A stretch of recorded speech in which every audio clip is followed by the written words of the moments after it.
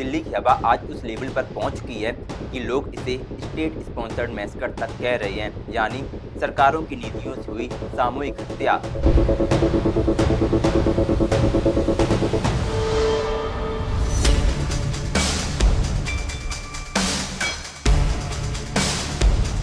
जंतर मंतर पर हाल ही में हुए प्रोटेस्ट में लोग पीएम मोदी, दिल्ली की सीएम रेखा गुप्ता और पूरी पॉलिटिकल क्लास पर खुलकर सवाल उठा रहे हैं। आज जिस हवा में आप सांस ले रहे हैं, वही हवा दिल्ली में हर 7वीं मौत की वजह बन चुकी है। सरकार के अपने डेटा और कई स्वतंत्र स्टडीज बता रही हैं कि दिल्ली की जहरीली हवा अब केवल एक सीरियस न्यूज नहीं, बल्कि एक परमानेंट पब्लिक हेल्थ इमरजेंसी बन चुकी है। पिछले हफ्तों में दिल्ली का AQI 350 से 450 के बीच घूमता रहा। कई इलाकों में ये स्तर खतरनाक स्तर से भी ऊपर पहुंच गया।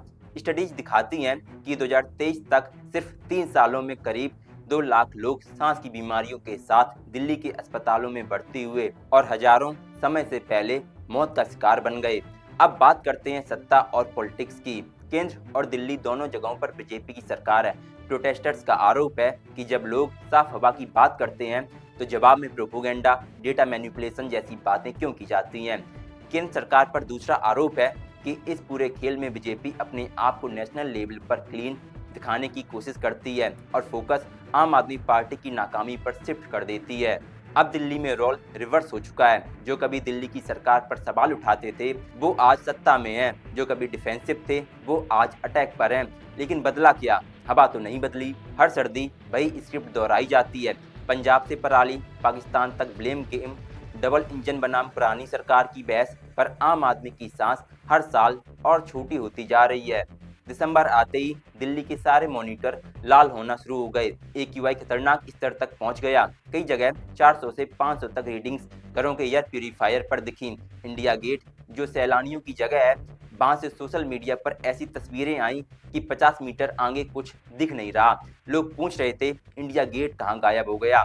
और जब लोग प्रोटेस्ट करने के लिए घर से बाहर निकले तो लोग उन्हें एंटी नेशनल कह के जेल में डालने की बात करती है। सवाल सरल है, दिल्ली की जनता अब अपनी सांस बचाने के लिए सड़क पर भी नहीं आ सकती, तो ये लोकतंत्र है या सिर्फ मैनेज डिसेंट। एक पुराना वीडियो फिर से वायरल हुआ। LGBTQ सक्सेना कह रहे हैं कि दिल्ली के 75% पोल्यूशन की वजह दिल्ली खुद है, बाहर वाले नहीं। और अब जब वही फैक्ट सामने आया तो सवाल सीधा है, अगर 75% लोकल सोर्स है और पिछले 9 महीने से केंद्र प्लस MCD प्लस LG की सरकार है, AQI मॉनिटर पर वाटर स्प्रिंकलर के वीडियो जहां पानी सीधे मशीन से छिड़का गया ताकि रीडिंग्स नीचे दिखें, ये सिर्फ एक आरोप नहीं बल्कि कई रिपोर्ट्स में डस्ट कंट्रोल और डेटा मैनिपुलेशन की बात सामने आई है। यानी ग्राउंड लेवल पर तो पॉल्यूशन कम नहीं हो पा रहा, लेकिन नंबरों को क्लीन किए जाने की कशमकश सरकार की ओर से कम नहीं हो रही। बीजेपी का नैरेटिव है कि सरकार तो अभी आई है, सरकार को आए तो अभी बस 7 से 9 महीने हुए हैं, प्रदूषण तो 10 से 11 साल पुरानी आप सरकार की देन है। और टारगेट फिर वही, पंजाब की पराली, पड़ोसी राज्यों की लापरवाही। लेकिन इस बार डेटा थोड़ा अलग कहानी बता रहा है। पंजाब में बाढ़ की वजह से धान की फसल इस बार कम हुई, पराली जलाने की घटनाएं भी कम रहीं। और एक दिन तो DSS ने खुद कहा कि उस समय दिल्ली के पोल्यूशन में पराली का योगदान सिर्फ 6% के आसपास है। डेटा पर भरोसा नहीं, कई रिपोर्ट्स और सर्वे बताते हैं कि लोगों के घर के एयर प्यूरीफायर 700 से 1000 AQI दिखा रहे थे, जबकि ऑफिशियल मॉनिटर उससे काफ़ी कम नंबर दिखा रहे थे। जब सरकार की डेटा और लोगों के अनुभवों में इतना गैप हो तो ट्रस्ट कैसे बचेगा। कई रिपोर्ट्स कहती हैं कि भारत में 2022 में वायु प्रदूषण से करीब 17 लाख लोगों की जान गई, 2010 के मुकाबले लगभग 38% ज़्यादा।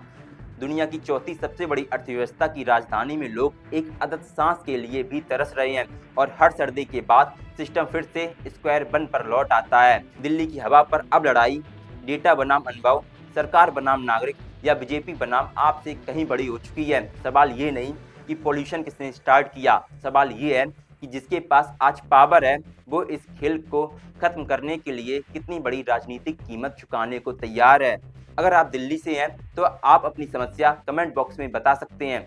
हमारा नाम है प्रेम चतुर्वेदी और आप देख रहे हैं नेक्स्ट जेन ब्रॉडकास्ट। वीडियो देखने के लिए धन्यवाद।